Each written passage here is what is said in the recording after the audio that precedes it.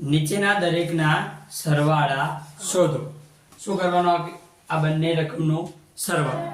પહેલું 280.69 વત્તા 25.2 વત્તા 38 આ ત્રણ સંખ્યાનો શું કરવાનો સરવાળો। બરાબર, ચલો કરીએ। 280.69 વત્તા 25.2 છે।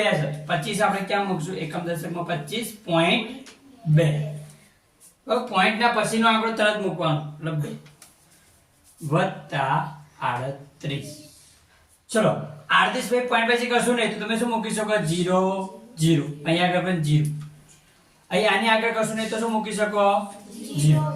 હવે શું કરશો? આ બધાનો સરવાળો। ચલો અહીં 9 + 0 + 0 એટલે 9, 6 ને 2 પોઈન્ટ ના નીચે 8 ને 5 13 નો વધી પડી 8 ને 1 9 ને 2 11 ને 3 14 નો વધી પડી 2 ને 1 કેટલો જવાબ આવ્યો? 343.89 આ સરવાળાનો જવાબ આવ્યો। બીજો દાખલો 0.75 વત્તા 10.425 વત્તા 2 એનો સરવાળો કરવાનો।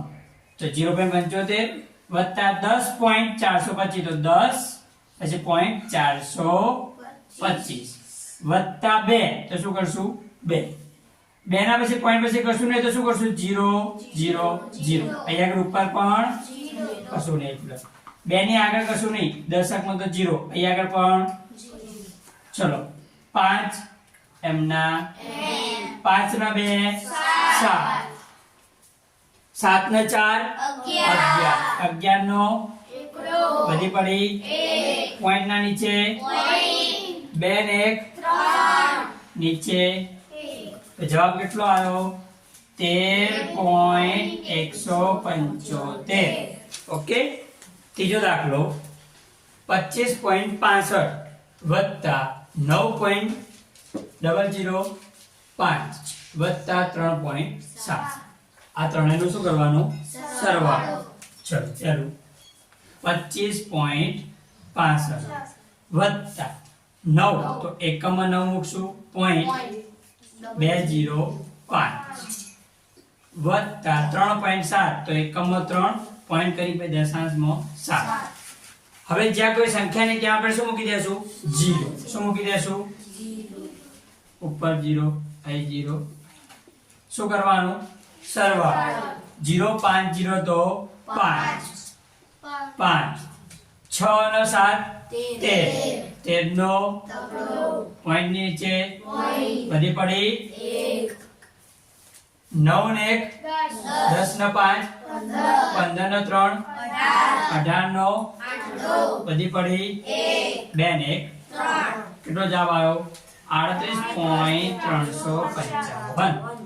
ચોથો દાખલો 27.076 વત્તા 0.55 વત્તા 0.004 ચલો સરવાળો કરશું। ધ્યાન અહીં 27.076 વત્તા 0.55 વત્તા 0.004 જ્યાં કોઈ સંખ્યા નહીં ત્યાં આપણે શું મૂકી દેશું? 0। અહીંયા કરશું અહીં 6 ને 4 10 ને વધી પડી 7 ને 1 8 ને 5 13 નો વધી પડી 5 ને 1 પોઈન્ટ ના નીચે ચલો 7 2 તો જવાબ કેટલો આવ્યો? 27.630 કેટલો જવાબ આવ્યો?